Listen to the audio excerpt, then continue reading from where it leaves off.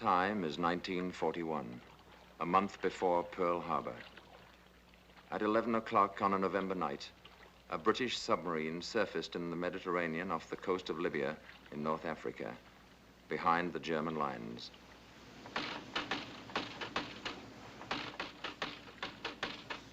You sure the light carries that far? It should. There they are.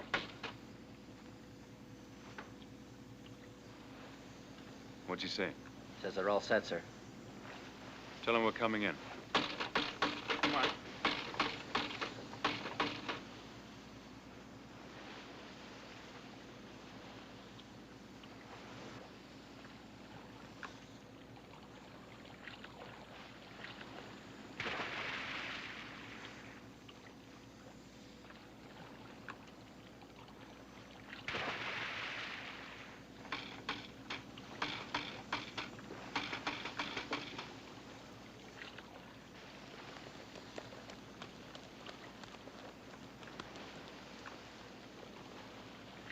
These were British commandos, and the purpose of this carefully plotted raid was the death of one man.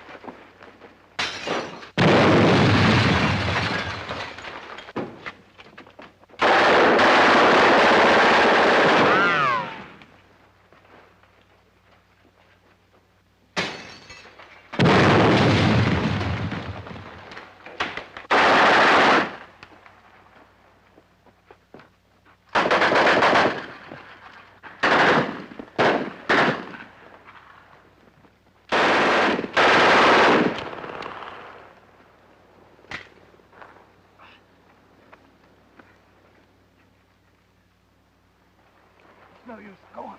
Get out of my arms. No use, I tell you. Get out of here.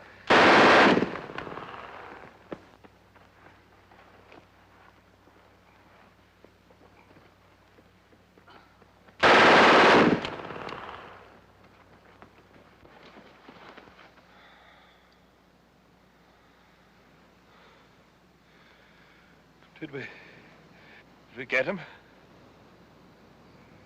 Are you serious, Englishman?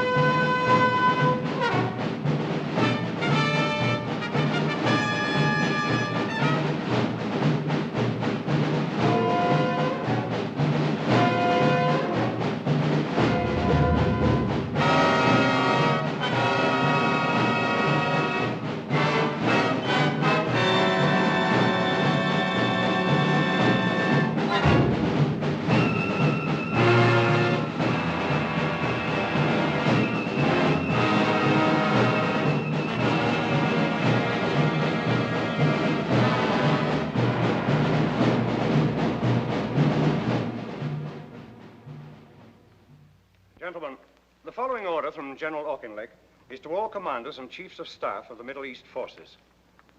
There exists a real danger that our friend Rommel is becoming a kind of magician or bogeyman to our troops, who are talking far too much about him. He is by no means a Superman, although he is undoubtedly very energetic and able.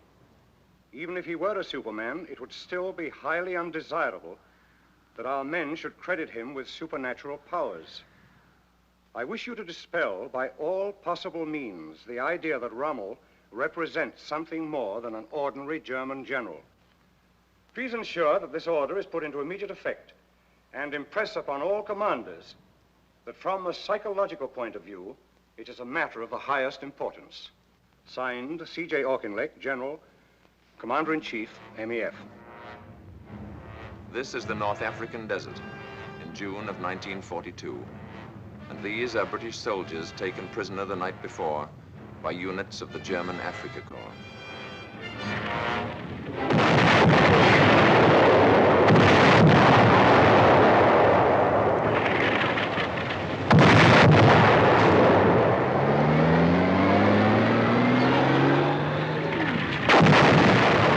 Run, you fool! Run!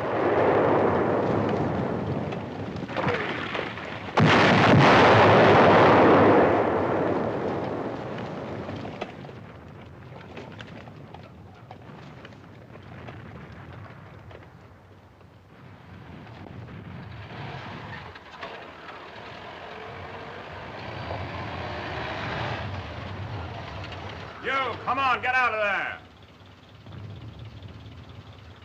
Get over with the other prisoners.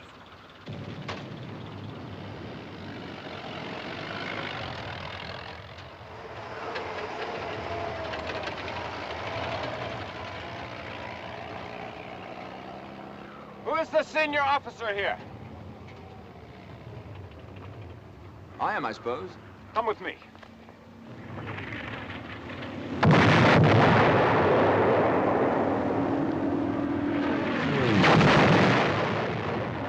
What's your rank?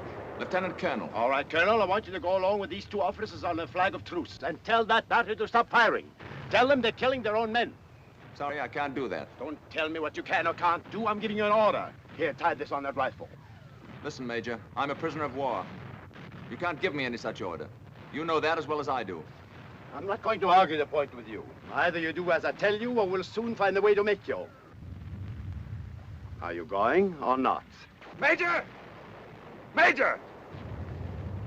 What's the row?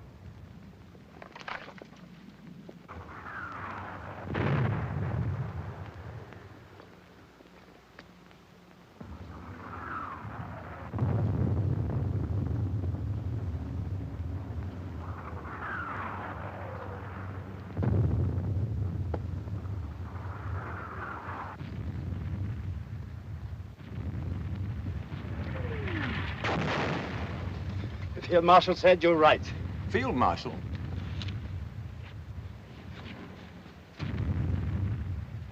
So this, then, was Rommel. Erwin Johannes Eugen Rommel, Commander-in-Chief of the enemy army and the most celebrated German soldier since World War I. Already a legend in the desert, he was a fox who had chased his hunters back and forth across North Africa about as often as they had chased him. And his tricks and turns had made even the Tommies chuckle, which is scarcely the proper reflex to the enemy in time of war.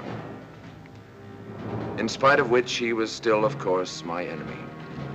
The enemy not only of my country and the army in which I served, but of all life as I knew it. Not only of democracy as free men had fashioned it, but of civilization itself. My name is Desmond Young. At the time of my capture, I was a lieutenant colonel in the Indian Army. This was my first and only sight of the cool, hard, professional soldier whose scrupulous regard for the rules of warfare had been exercised, in this instance, so fortunately for myself. 2 years and 4 months later, while the British and Americans were still fighting their way across Europe, Erwin Rommel was dead. He was dead, the Nazis reported, of wounds gallantly received on the field of honor. But the Nazis were great liars, of course, and many people wondered. For already there were mysterious rumors floating across the battle lines. So, when the war was over and my military life behind me, I gave myself a mission. I set out to discover what actually had happened to him. What was the truth about his death? And on what field of honor had he died? In a modest home in the tiny village of Herlingen bei Ulm in Württemberg, Germany, I talked long and often with Rommel's son and widow and examined his letters, reports, and other papers. In Germany, I talked to soldiers who had served with him, over him, and under him. In England, with men who had fought against him, from field marshals to desert rats. And in both countries, of course, I went to the official records. Based on these facts, what now follows is the true story of Erwin Rommel. The beginning of the end for this single-minded soldier came at 9:30 on the evening of October the 23rd, 1942, when at El Alamein, 6 miles of British guns...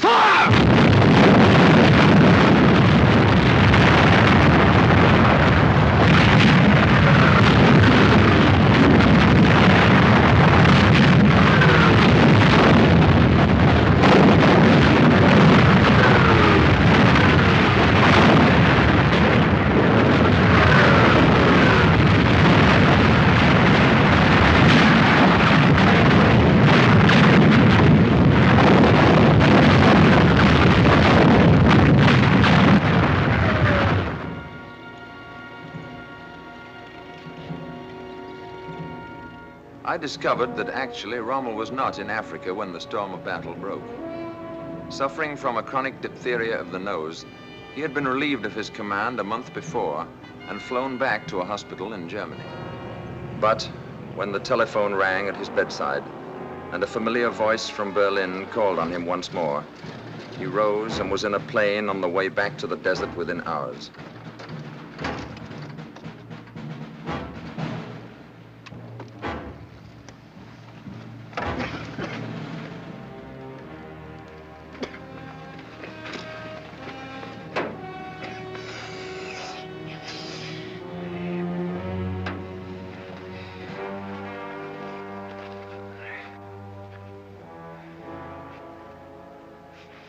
Thank you, Wagner. Still a dandy, I see. Just luck, sir. Good to see Welcome you. back. Nice to see you, sir. Shall we take a look at those maps? Over here.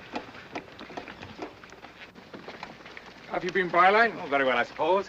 Did you see Frau Rommel? Yes, she came and stayed a week at Semmering, she and Manfred. Well, I hope. How does it look today? Oh, they simply got too much for us. Too much of everything. If they keep this up much longer, I've no idea how we're going to get out of it.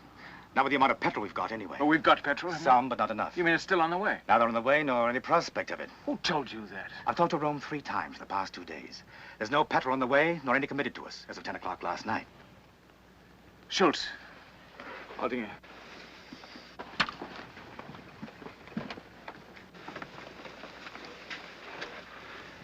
What about the tanks? Did they come? None. None since I left? No, none since August. What about the guns, the Nebelwerfers? Nothing, I tell you. And no petrol at all? Not a pint.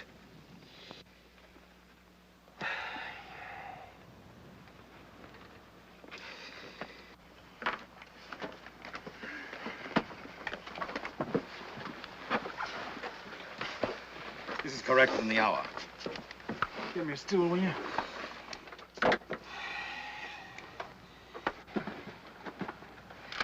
Here's where it's worst.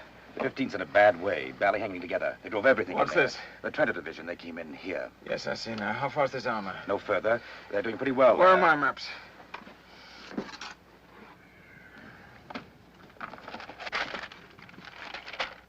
Bring the 21st and Ariete north through here. Move the 90th and Trento forward here. So they'll hook up. That's right. Now tell me this. Is Montgomery sending his infantry in first again? Naturally. And then the armor? That's right. Then let's give him a surprise. Let's send our tanks in first and blow a hole through that infantry. If it works, we'll be on top of his tanks before he knows what hit him, with our infantry pouring in to polish it off. Very good, sir. If it doesn't work, we'll know better than to try it the next time. Come on, Aldinger. You're not going up now, are you? Don't you think you ought to turn in for an hour or so first? After 3 weeks of being turned in... Where away, sir? Let's head north and go in with the 21st.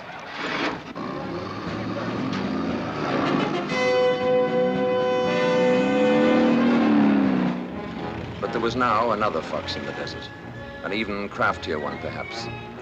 And if the battle boiled into confusion during the next few days, it was a confusion that was clearly more and more in Montgomery's favor.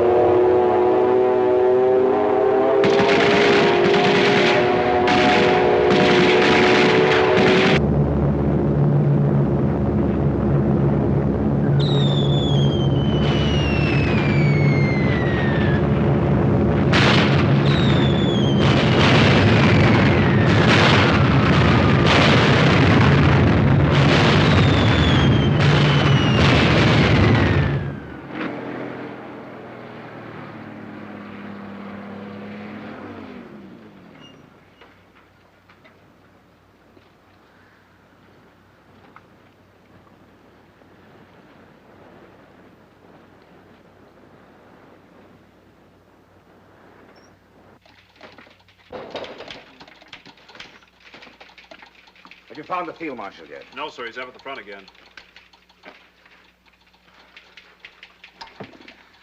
I don't know how the men in the line feel about it, but so far as the staff is concerned, I'd just as soon have a commander-in-chief with a little touch of cowardice about him.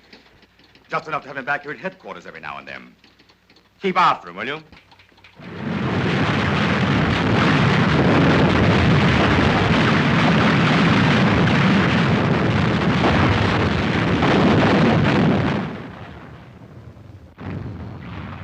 By the 10th day of the battle, not even Rommel could have any doubt as to its outcome. There's a limit to this sort of thing. You can't just go on indefinitely until the last man's dead. It's all very gallant and all that, but it's also pretty idiotic. Fontoma wants to pull back to Daba. What about Müller? No answers yet, sir. Where are you from, son? Goslar, sir. Really? I was stationed in Goslar once with a mountain battalion. We did a lot of skiing there. Do you know that run? Very well, sir. Are you any good? Well, sir, 2 years ago... Are you sure Rommel understood I had to have an immediate answer? Yes, sir. I had him repeated back to me. Are you keeping after Müller? Yes, sir. Should you try Berlin? He'll call if he can. Nothing yet, though. No, but he knows the situation. I sent him the whole story last night. If there's anything he can do, he will. No matter what you say to Berlin, we're only a sideshow, and you know it.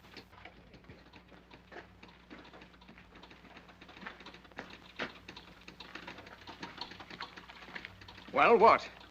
Miller's in a bad way. How bad? Very, I'm afraid. If he doesn't pull back soon, he won't have anything to pull back. Well, where is he? Why can't we get an answer from him? His command car's gone. He's working in a carrier. And if he's got more than 40 tanks left, I'd be greatly surprised. How about the Italians? Miller thinks they've had about as much as they can take. Rome calling, sir. Well? Field Marshal Kesselring regrets. Well, that eliminates any further speculation anyway. It's now a simple matter of mathematics. With the petrol we've got left, we have two choices. We can remain here and be destroyed. Or we can pull out tonight and dig in somewhere for the next round. You think we still can? Pull out? Of course. Why not? Montgomery's got no petrol shortage, remember? No, but I don't think it'll be too difficult. Montgomery's a very deliberate fellow. He wouldn't dream of leaping after me the way I'd leap after him. He'd have to think about it a bit first. I don't see what else there is to be done. There's nothing else. Let's have plan C and notify all commanding officers to stand by for important orders. If we can move quickly enough... Berlin calling, sir. Who in Berlin? The Führer.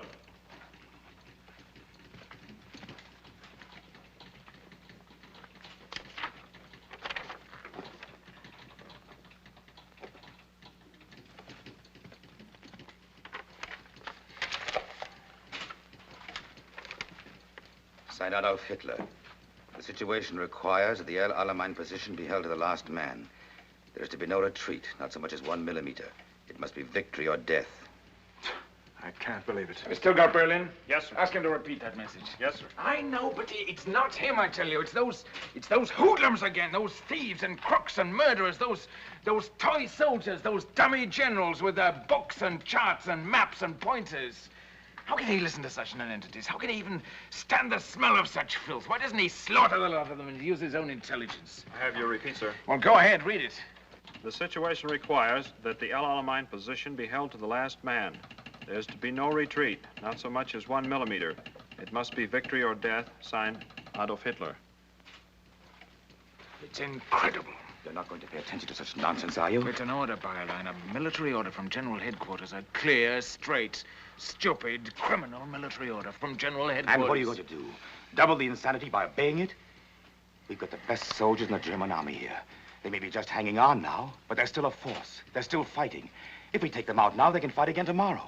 But this is sheer madness. It's out of the Middle Ages. Nobody has said victory or death since people fought with bows and arrows. Why, this is an order to throw away an entire army. If I may remind you, sir, here in the field, these men are yours, not his. I just can't understand it. I can't. He's insane. He's not insane. He's... But neither am I.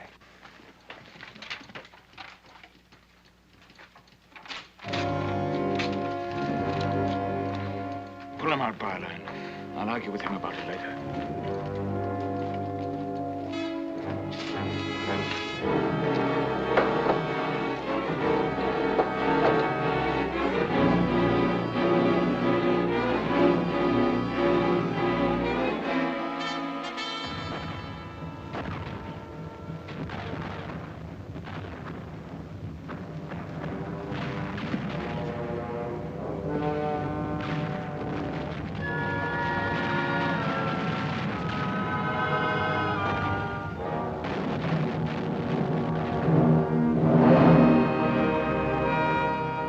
Came in Tunis, when the Axis forces were caught between the British, the Free French, and the Americans under Eisenhower, and surrendered unconditionally.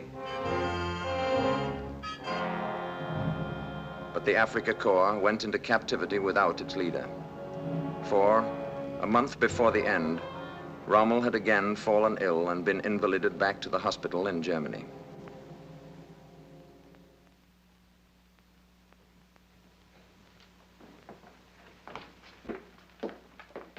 Good morning, Sergeant. Morning, Frau Rommel. Manfred. Morning. Dr. Stalin. Karl Stolin, Lord Mayor of Stuttgart. Dr. Stalin is an old friend of the Field Marshal's. I understand you'll find him much better this morning. All he needed was a little rest.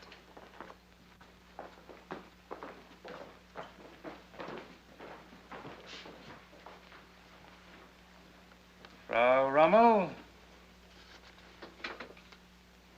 Manfred Rommel? And Dr. Karl Strolin. From Stuttgart? Not only from, but Lord Mayor of.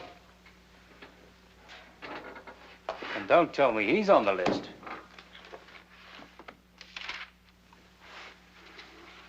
Dr. Karl Strolin, Lord Mayor of Stuttgart. She says an old friend of the Field Marshal. Nevertheless, here he is.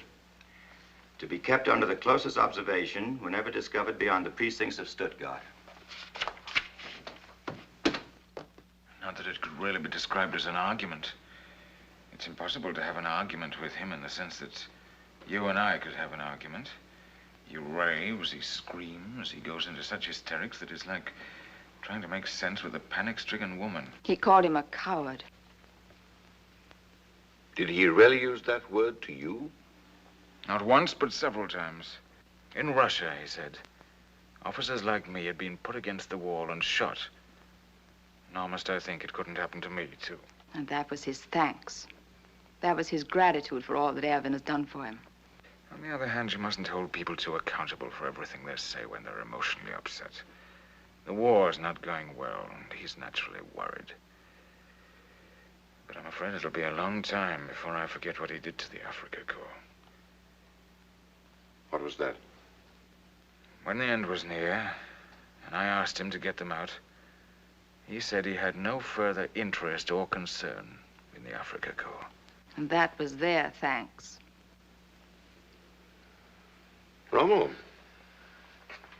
I should like to ask you a question. Of course, you don't care to answer it, I quite understand, but with your permission, I should like to ask it nevertheless. What is it? Do you really believe that we can win?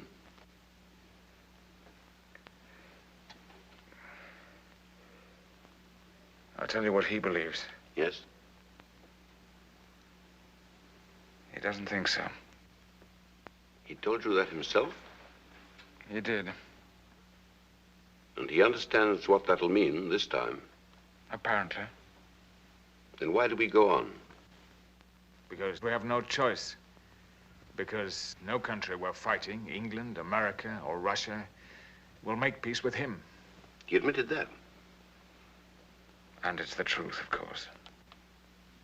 In other words, while he remains as leader of Germany, we must fight on until we're destroyed. Victory or death, as ever. So I take it that he didn't mention the obvious solution to the situation. What do you mean? Abdication. No, my dear Strolin. I'm afraid we must go, dear. Must you already? Well, I have a train to catch. We'll come back after supper. Let's have coffee together. Goodbye, Strolin. It was good to see you again after all these years. We won't let it be so long next time. Do you think they really would, Father? Would what, son? Shoot you? No, of course not. That's just his wild way of talking. You mustn't pay any attention to that. Or shoot his greatest general. You shouldn't have said that in front of him. Come along and stop talking nonsense. Until this evening, dear? Come earlier, will you? He's a good-looking boy, isn't he? A very nice boy, too. But were you entirely truthful with him? About what? When you told him that he would never put you up against a war? But of course. Has the possibility ever occurred to you that he might turn on you? But why should he? He's turned on others. He'll never turn on me. What about some of those fellows around him that don't like you? Himmler, Bormann, and that crowd. Don't they ever influence him? Very often, indeed. You don't think it's possible they might influence him against you someday? It's possible, yes, but I don't see that it's very likely. But in the remote possibility that they did, have you ever considered what might become of Lucy and Manfred? I've never thought about it. But what on earth are you getting at, anyway? I think you should. That's all. You haven't changed a bit, Doctor. You always were something of an odd fish. But there's no need for you to worry this time. We're in no danger, none of us. And if you take a word of advice from an old friend, you better not talk like that to everybody. I don't. Only to those I know very well and am very fond of. Goodbye, Rommel. Goodbye, Strolin. Come again if you can. I'll try.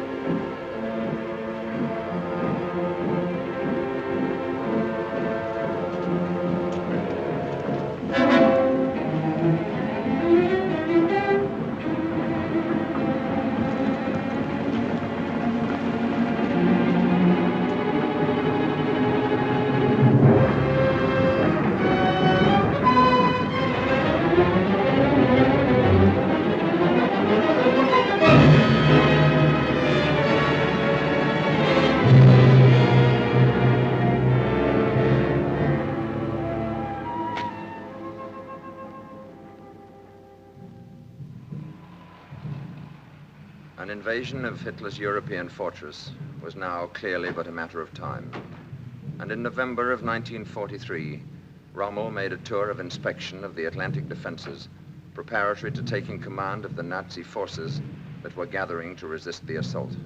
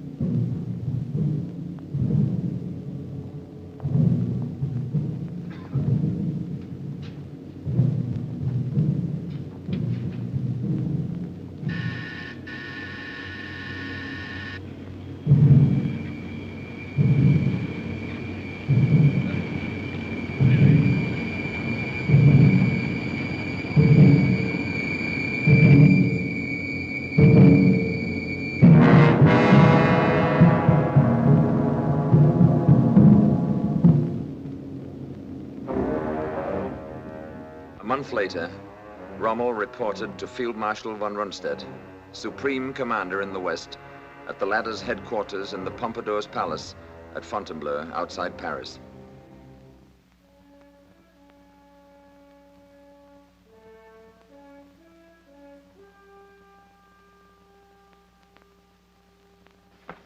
Field Marshal von Rundstedt, gentlemen.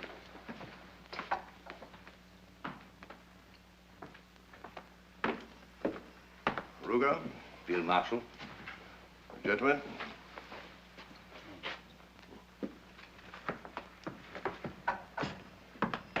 Good to see you, Rommel. Field Marshal.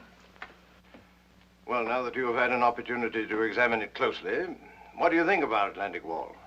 I'm afraid I haven't quite completed my report yet, but... Then we'll discuss it later, whenever you're ready. I don't imagine the mighty Eisenhower will be on us for another day or so anyway. It wasn't too much a tax on your strength, I hope? Not in the least. I'm entirely recovered now, thank you. I'm delighted. You're being well taken care of, gentlemen? Yes, indeed, sir. Bow, will you be so good as to divert our friends while Field Marshal Rommel and I have a few moments of private meditation? Yes, sir.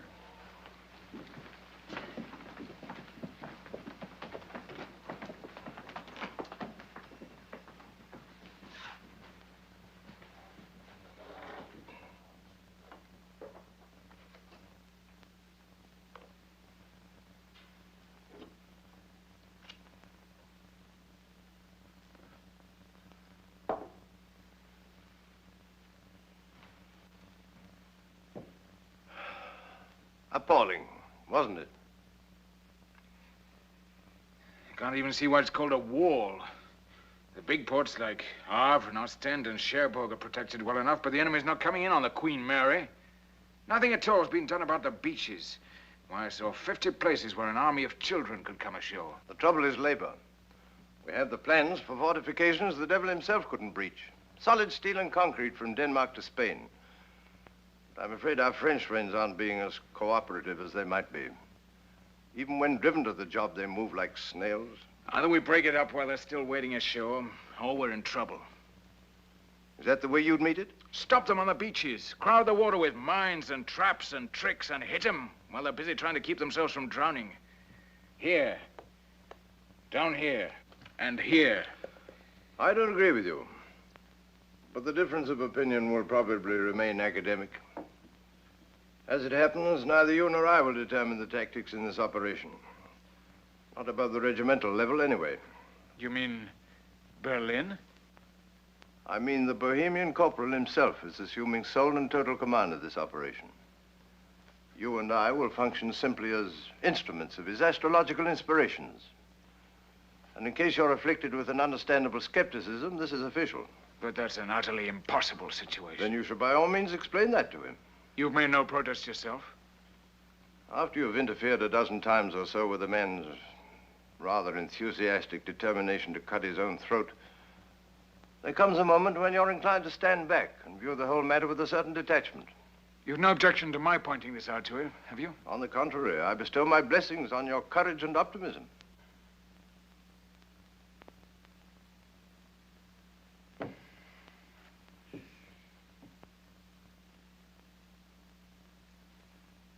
I'm told you once referred to me as a clown. The clown of Hitler's circus. Oh, did I? If so, I think you should know I've been a great deal more explicit about you, many times. Well, that's quite all right, Field Marshal. I find it almost impossible to keep my mind on anything harsh said about me. Did you say it? Whoever said it, you've given him ample reason to regret such a foolish remark. Thank you, Field Marshal. Not at all. Is there anything else?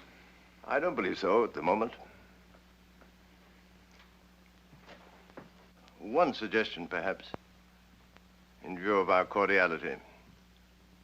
If I were you, I wouldn't be altogether unguarded about what I had to say about this new strategic arrangement.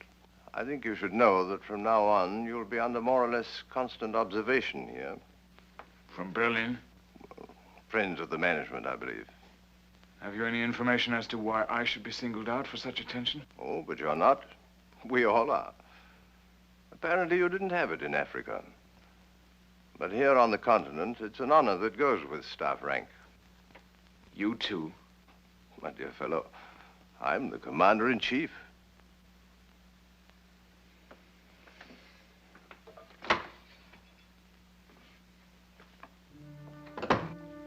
Two months after that, in February of 1944, during one of Rommel's rare absences from the Atlantic frontier, his old friend, Dr. Karl Strolin, sought him out again.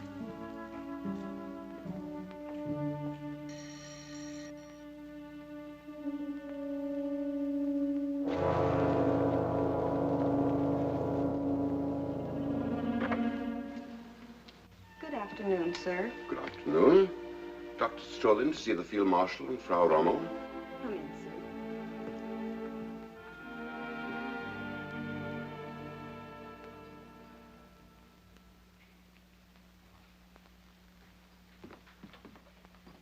Eisenhower won't try it until spring, of course.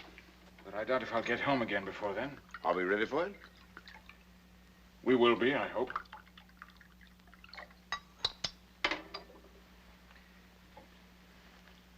To your very good health, Doctor. To yours, my dear Rommel. How do you know this room isn't wired? Wired? Why should it be wired? Does our friend Himmler have to have a reason for wiring a room? No, I don't suppose he does. But I don't think you have to worry about this one. Why?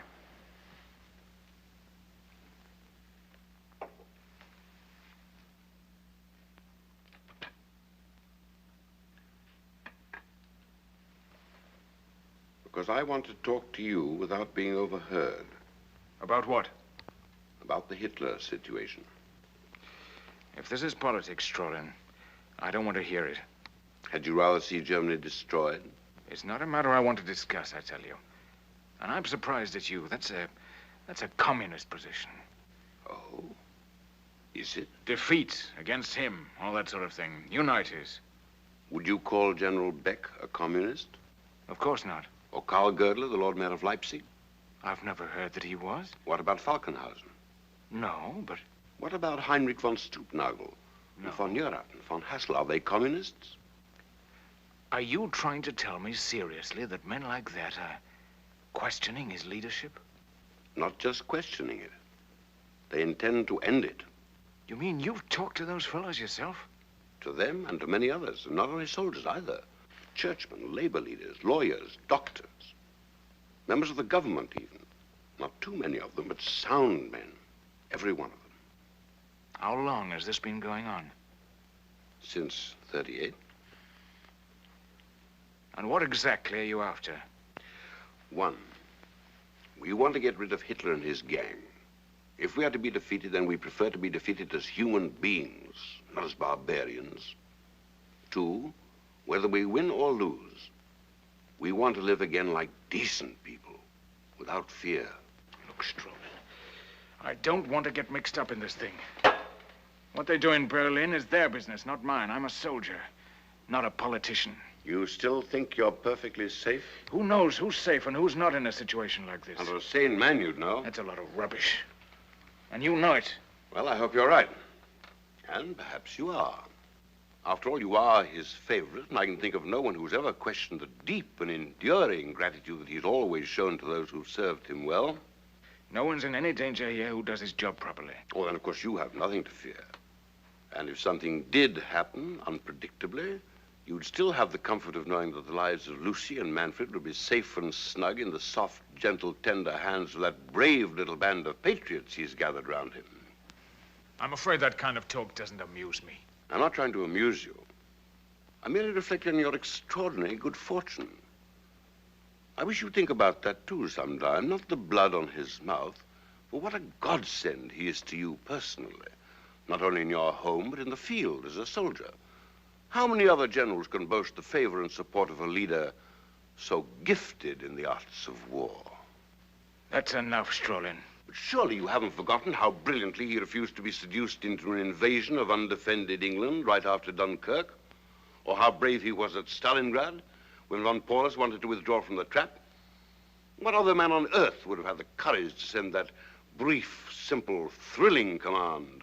Don't retreat so much as a millimeter, victory or death. Would Napoleon himself have dared? That's enough, I tell you. Afraid even to think about it. Stop talking to me as if I were a child and you were schoolmaster. Don't you think I know what you mean? But what of it? Who asked me for my opinion? And suppose I told them what I thought, that what they're doing beyond every other consideration is stupid to the point of imbecility. Who do you think would listen to me? Have you ever tried? Of course. I've been told to mind my own business. And who's to say they're not right? Surely you are naive enough to think that a soldier must approve of every detail of his government before he can fight for it. What army could exist like that, with every man in it free to decide what he will or won't do? The truth is that a soldier has but one function in life, one lone excuse for existence, and that is to carry out the order of his superiors. The rest, including government, is politics.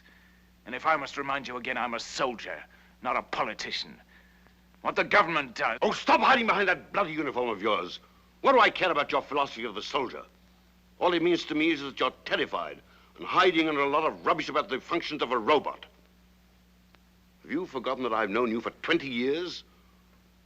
Why, I know exactly how you feel about that abomination in Berlin. What I can't understand is this chicken-hearted willingness to go marching right down into hell with a beast you loathe and despise. Where's all the sense and courage you have in the field? Haven't you any of it here? I think you better get out of this house. Now. Not until you've shown an old friend the decency of honesty with him. And if reason won't work, very well then I'm prepared to go further. But I've no intention of stirring from this room until the truth has passed between us. Or had you rather I call the guard and charge you? That you will never do. And may I ask why you know so well what I will or won't do? Because Lucy told me that you wouldn't. You've already talked to Lucy about this? Of course. And she sent you to me? Not at all. She merely told me how you really feel about our sainted leader and his glorious reign over Germany.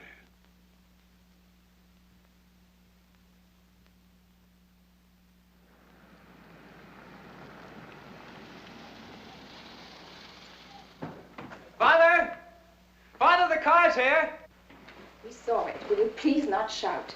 I've told you that a dozen times. He's just excited. I know, but I'm tired of telling you. He's all right. He's still only a boy, remember, in spite of that uniform. Of course. Take care of yourself, dear. You're not cross with me, are you? For what?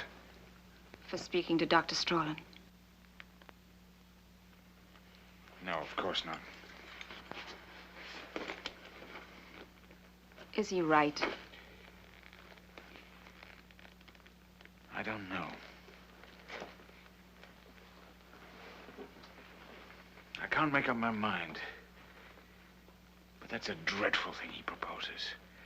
A great, tremendous, dreadful thing. I don't know that I can go along that far with him. Then you shouldn't, if you don't think he's right. I didn't say he wasn't right, but even so, is that the only way to handle it? Treason. For that's what it comes down to, no matter how right you think you are. You think it would be better to let things go along as they are? No, I don't, but there must be some better way of handling it. I mean, if I could see him alone again and explain this situation to him. Can you tell me how a man can fight a war under such conditions? Isn't it enough that we're facing an invasion without... No, never mind now. You don't have to decide this minute. It'll come to you when it's time. What do you think, really? I can't tell you, dear. I don't know. But never mind now. When the time comes, something will tell you. You better go along now. You're late already. Write to me every day, will you? I will. This is just a little something for the journey. Thank you, darling. Goodbye, sweetheart. And don't worry about me. I'll try not to.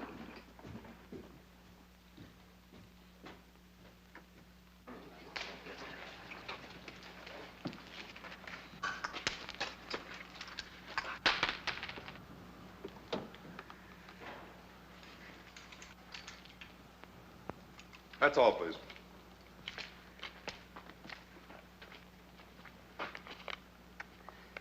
Goodbye, son. Take care of your mother. Be a good soldier. Make me proud of you. I'll try, Father. Are you going to bring us back Montgomery? The minute he steps ashore. Goodbye, darling. Goodbye, darling.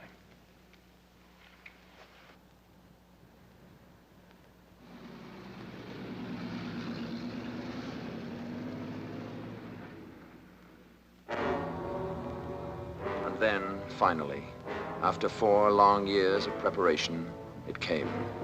D-Day. And the greatest armada and the vastest movement of men and arms in the history of the world rose from England and set out for the assault on the beaches of Normandy and the German fortress of Europe.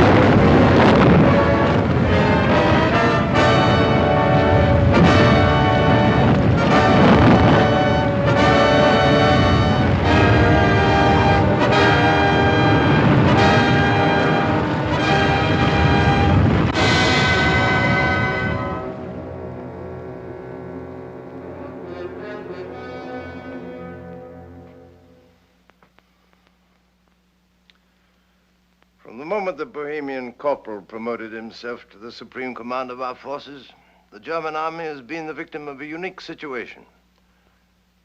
Not only too many of the enemy, but one too many Germans. You don't think he's ready to give us the 15th Army yet? I don't see how he can, under the circumstances. His astrologers have informed him that this is only a feint, that the real invasion is yet to come, north of Calais. The 15th Army is sitting on those cold beaches up there, waiting for an invasion that has already taken place, is an excellent example of war by horoscope. We've got to have those troops. If we're not allowed to maneuver, we've got to be able to support these positions. We got to see him again about it. I tell you this in confidence, Rommel. I don't think anything we can do would be of the slightest use. The pattern for defeat has already been set. Hold fast. Don't give up a millimeter of ground. Victory or death.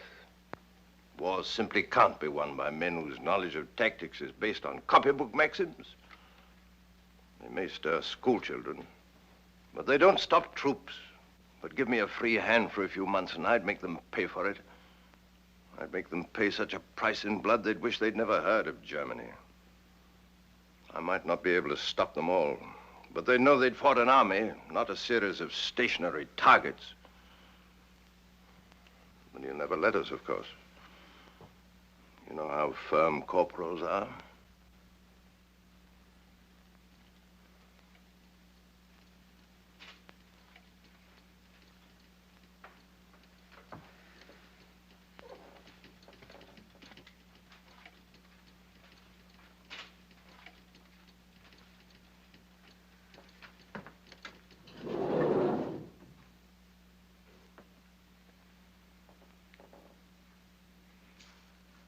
Do you happen to know Karl Strolin?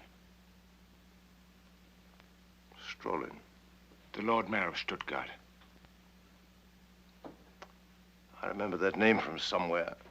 Or Dr. Goerdeler of Leipzig. You too? Every day that passes, every minute of the day, convinces me more and more that theirs is the only possible solution. Your words, you must understand, mystify me. They propose to arrest him, take over the government, and move immediately to make peace with Eisenhower. I shall, of course, deny that this conversation ever took place, but that's a particularly childish idea. Eisenhower's not going to make a separate peace, and why should he, with things going so well as they are?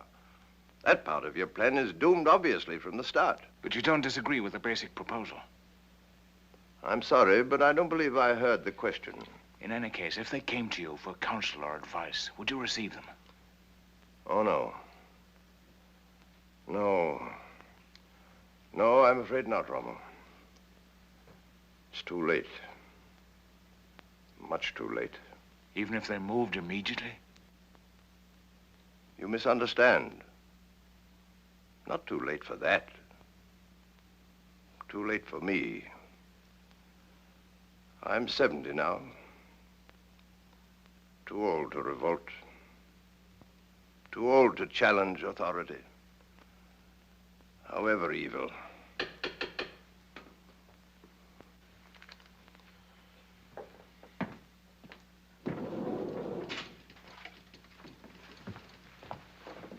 Berlin calling, sir. Marshal Keitel.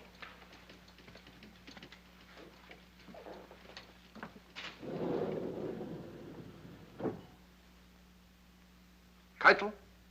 Von Rundstedt. Yeah. Is this true about Cherbourg? I'm afraid so. But this is dreadful. How can I give such news to the Fuhrer? You've reported misfortune to him before. Why should this one present such a problem to you? But that's just it. We've had nothing but bad news for weeks. Isn't there any good news I can give him at the same time? Have you checked on the Russian front this morning? We're not discussing the Russian front. We're discussing yours. This whole situation in the West becomes worse with every report. I'm actually embarrassed to have to give him another disappointment like this. Can't you think of anything we can do about it? Certainly. Give us those 90 divisions of the 15th Army who are sitting around Calais playing cards. You know that's impossible. The Fuhrer has already explained the necessity for leaving them there. Very well, then. Give us permission to pull out of Normandy and set up a line that we can defend properly. Your orders are to fight where you are, and that's exactly what he expects you to do. Is it possible you have no better suggestion than that? One very much better, in fact. Make peace, you idiot.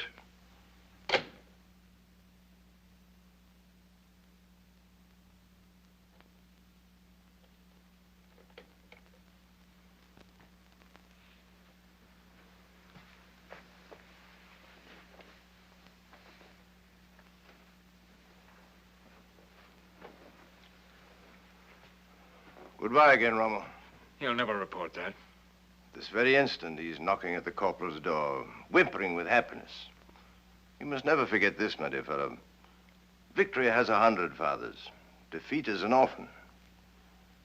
Within 24 hours, you'll be named my successor. And I extend to you my deepest sympathy. That's nonsense. He'll never let you go.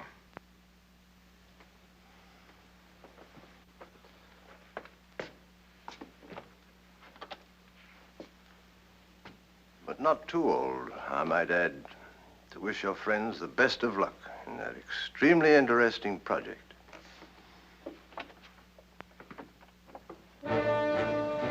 Meanwhile, with their beachheads irretrievably secured, Allied tanks and men had fanned out across France and begun their race for the Rhine.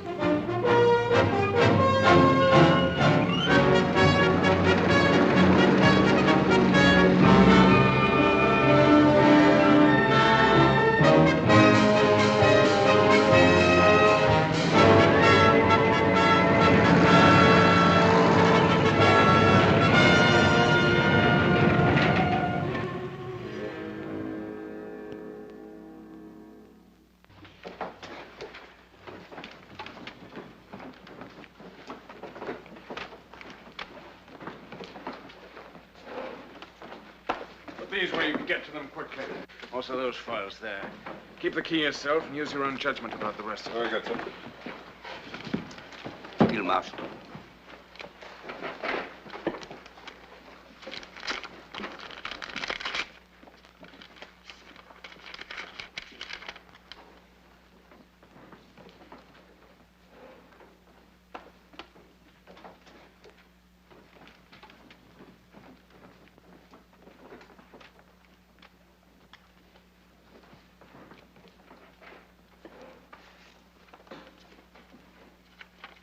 Where is he? In the small room. Aldinger? Yes, sir.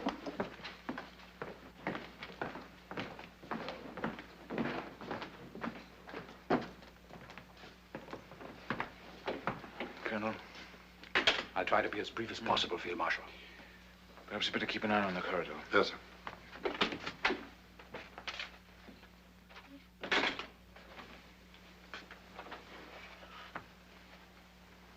Well? We're faced with an immediate decision, sir. 3 of our men were arrested in Berlin yesterday. They'll be made to talk, of course.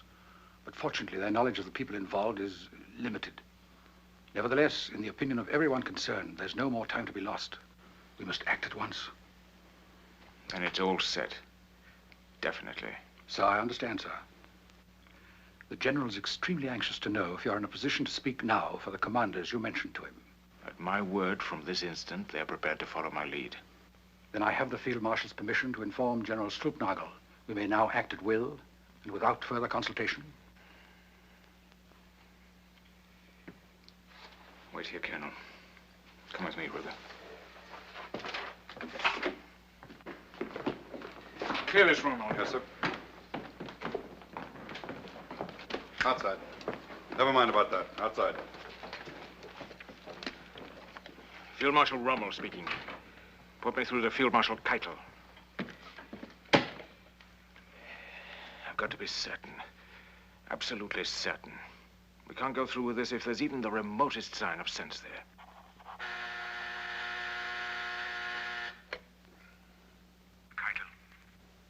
Rommel? Now listen very carefully, Keitel. I've got to see the Führer at once, somewhere in France. I can't explain on the telephone, but you must make him understand that it's a matter of the greatest urgency. I suggest tomorrow morning.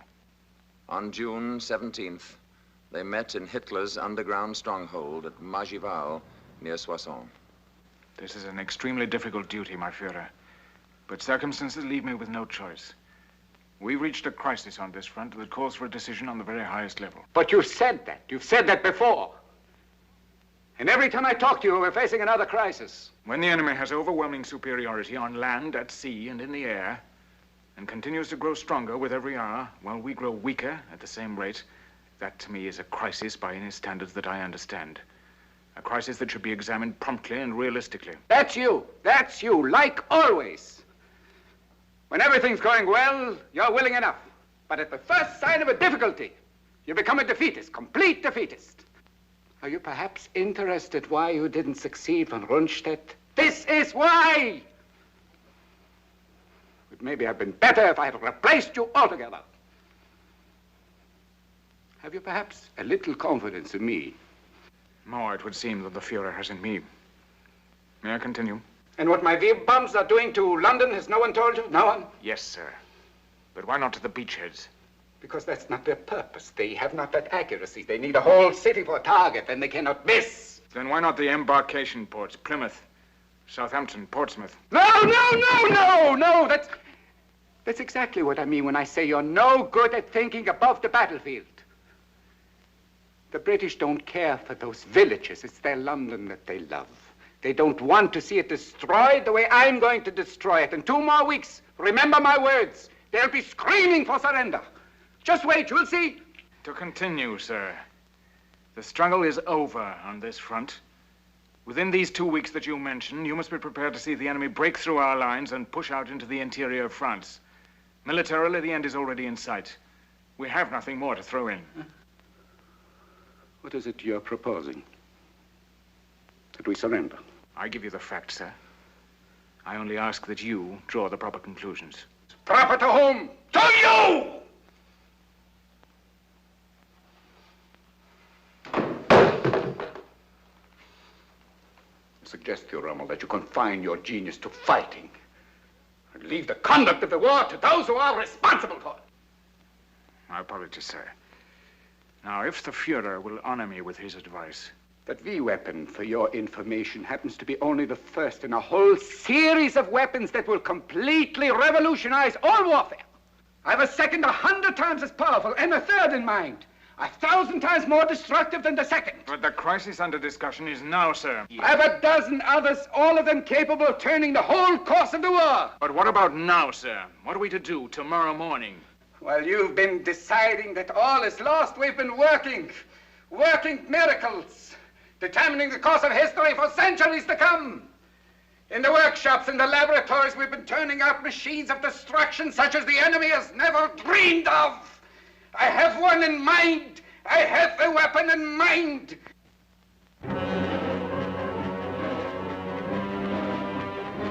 Now definitely committed to the plot to assassinate his Führer, Rommel was still trying to whip fight into his crumbling front, when on June the 17th, on a country road near a village with the ominous name of Montgomery, aircraft.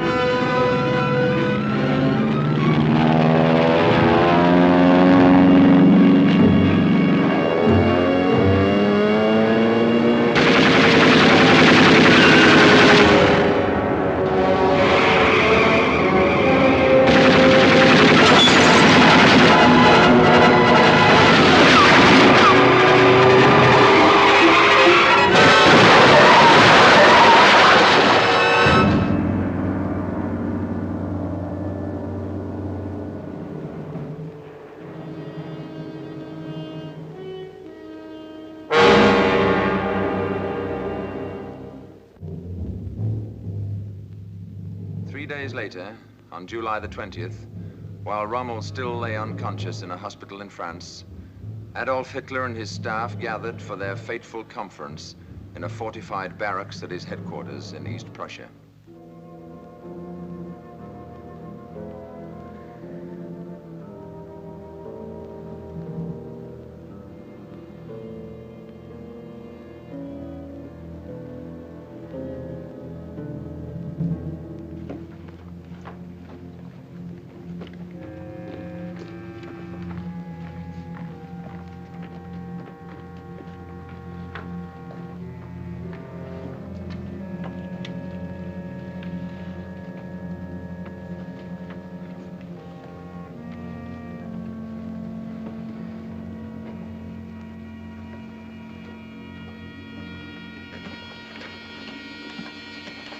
The Fuhrer, gentlemen. He handles his panzers like a cavalry officer. Thank you, gentlemen.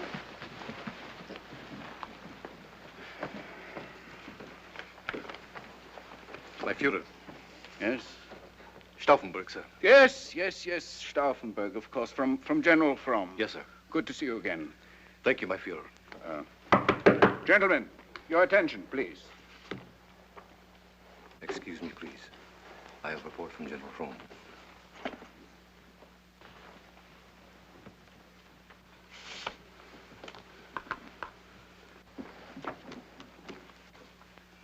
We're scaring. On his way now, sir. Hmm? Well, when you're fat, you don't move so fast. Huh? Colonel Count von Stauffenberg? Yes. Telephone, sir. Thank you.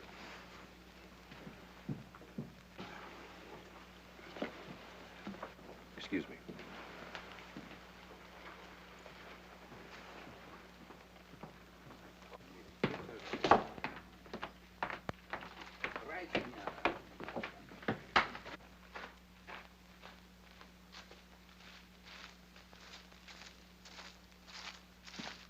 All right. Suppose we start with the Russian front.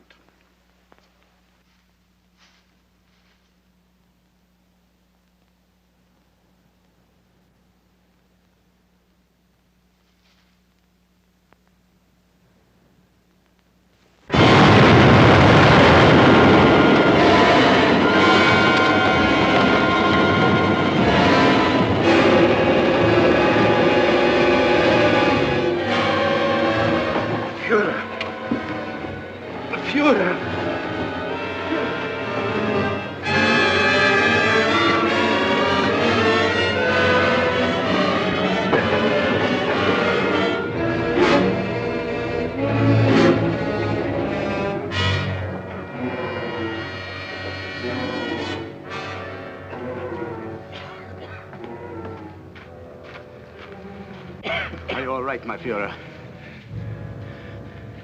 I'm all right. For that failure, 5,000 suspects paid with their lives during the few days that Hitler spent in hospital.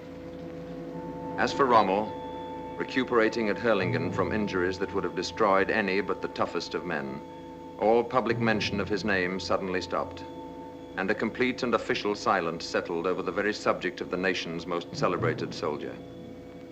For 3 months, he remained in this sinister isolation, until the afternoon of October the 13th in 1944. Keitel? How are you, Rommel? Getting along, thank you. Well enough yet to come up to Berlin? I'm afraid not yet. In another week or two, perhaps. Why? I could send a special train for you. That's very good of you, but I really don't feel up to it yet. Is there some particular urgency about it? How soon do you think you'll be ready for another command? Another 2 weeks, I suppose. 3 at the most. If we send someone there, would you be able to discuss the situation with him? Of course. Very well, I'll send Bergdorf. You know him, don't you? I've met him. Suppose I have him drive down tomorrow morning. Would that be convenient for you? Perfectly. He'll have full information and instructions. Will you give my best regards to Frau Rommel? I will. And thank you very much. Goodbye, then. Goodbye.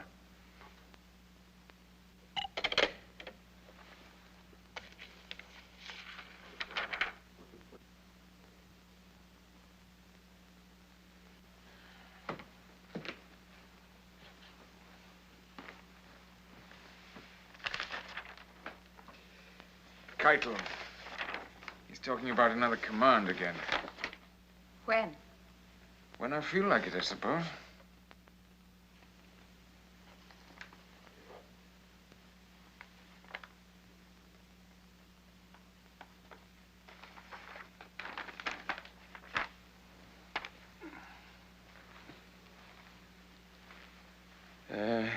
He sent his best regards to you.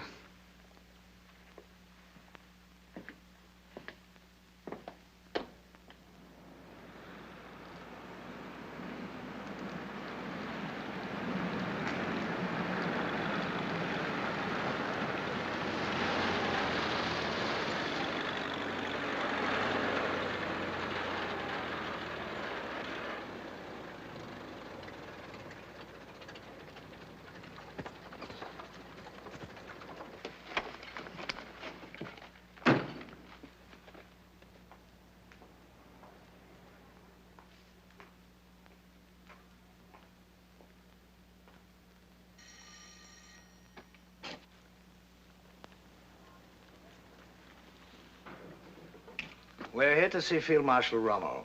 I'll tell him, sir. Would you tell him that... Come in, Bogdorf.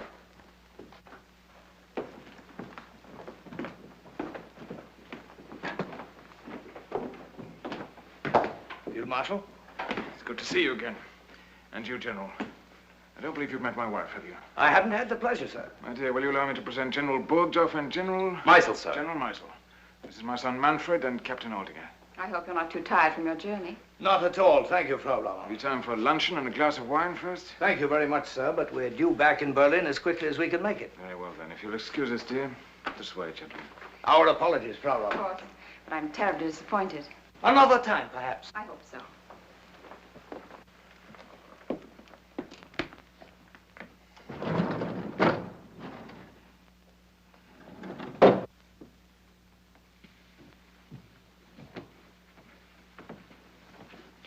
I hope it's the Russian front, don't you?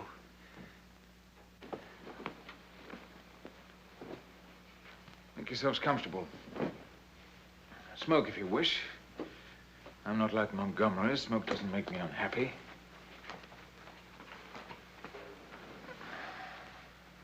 At your service, gentlemen. We come directly from the Fuhrer, Field Marshal. Yes? And what we have to say to you comes directly from his lips. Yes? Our instructions are to tell you first of his deep appreciation of your many heroic services to the state. Go on. And his regrets over your unfortunate accident. I was sure his silence since then meant only that there were more important matters on his mind. It's a pity that after such a record... If you'll forgive me, General, may we skip your reflections for the moment and get to the message you have for me? Of course, sir.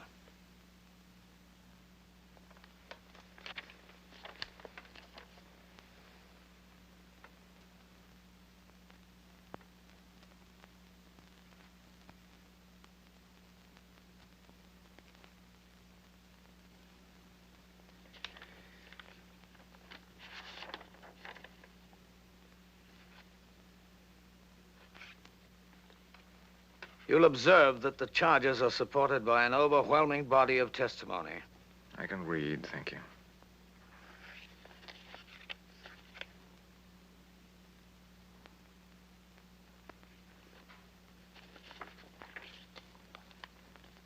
You've been uncommonly fortunate, I see, in deathbed confessions. It's all perfectly legal, I assure you, sir.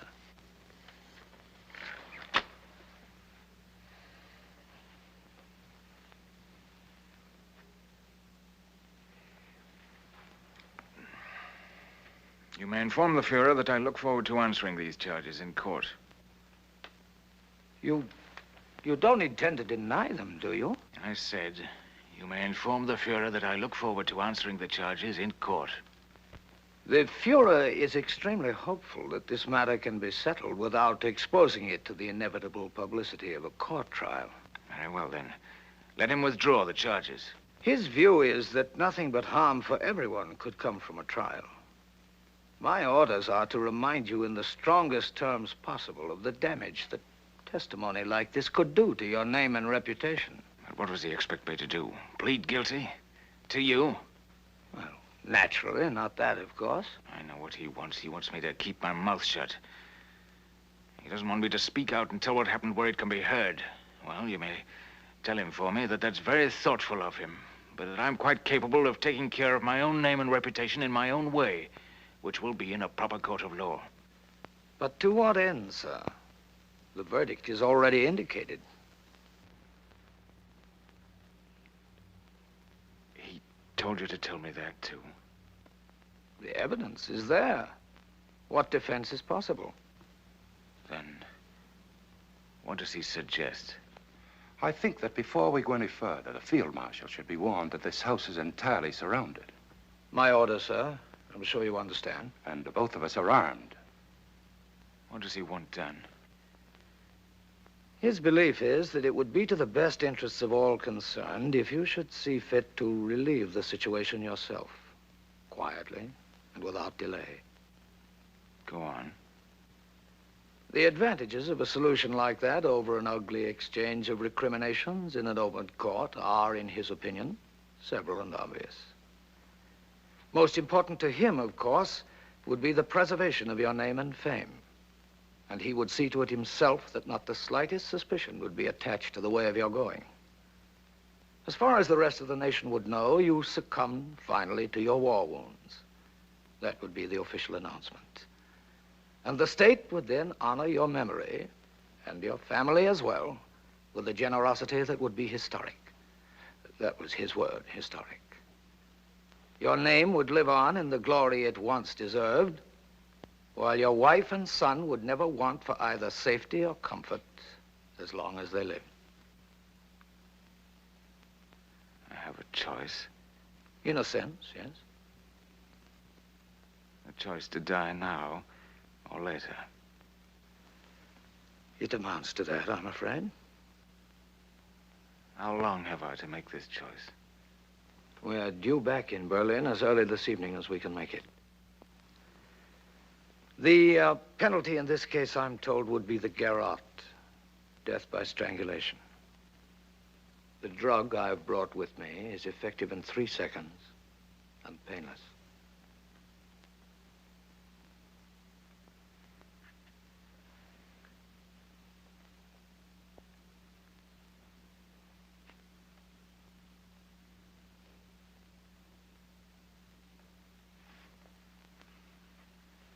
Tell him for me that in spite of the disadvantages you've been kind enough to point out, I'll take the trial.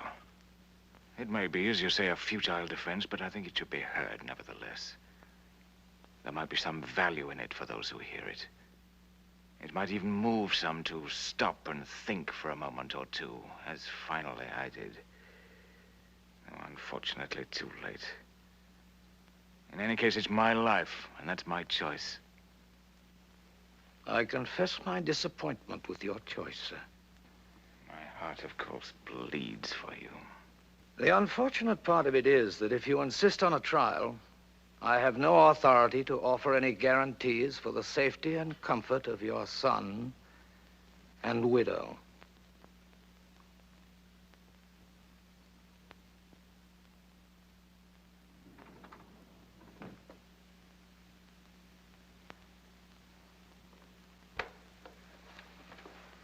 They're coming out now.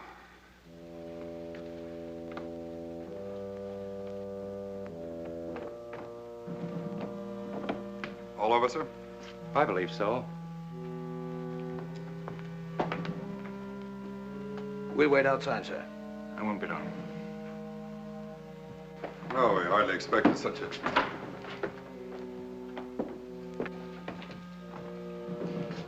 Over already? Wait there, please. I'll be down in a few moments.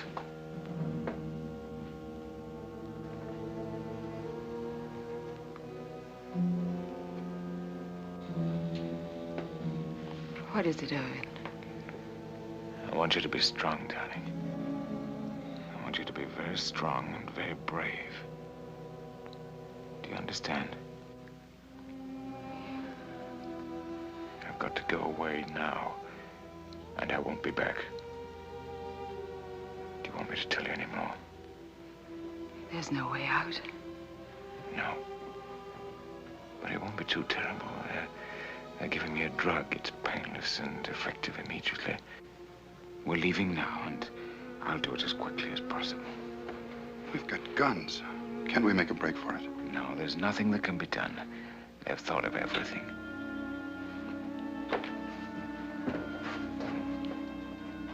Well, at least we could get them. There's nothing to be done, I tell you. I've got to do exactly as they say.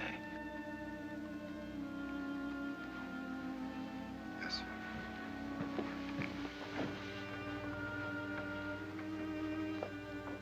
Are you going to be brave now? I don't know. You and Manfred will be all right. They've assured me of that. And nobody's to know about this but us. Are you sure there's no other way? No other, darling. Have you told Manfred yet? I'll tell him when I go down. No. Let me tell him. I can tell him so much better. If you wish.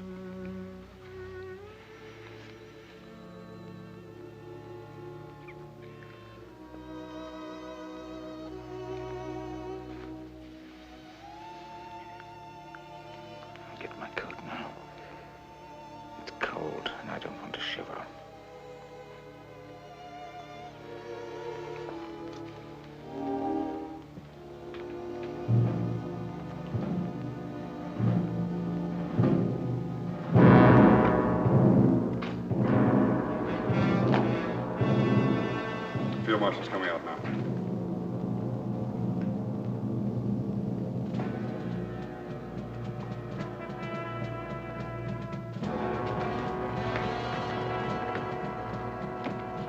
You going now? Why not? But are you well enough? Of course. I've just been taking it easy on you and your mother. Is it Russia?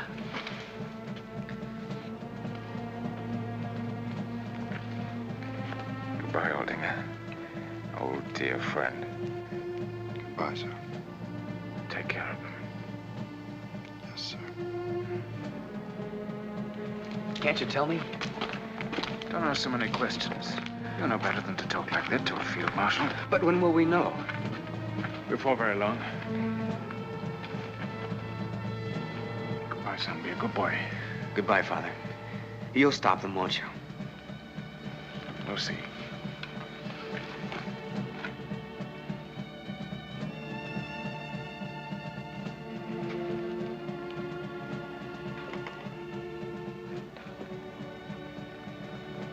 Goodbye, dear.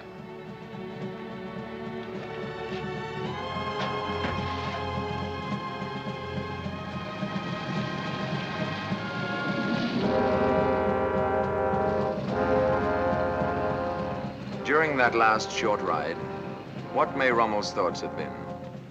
Were they bitter that he had learned too slowly and struck too late? Or did they go back to the desert, where his military genius had first electrified the world? First at Mekelle, then Tobruk, yes, and even El Alamein.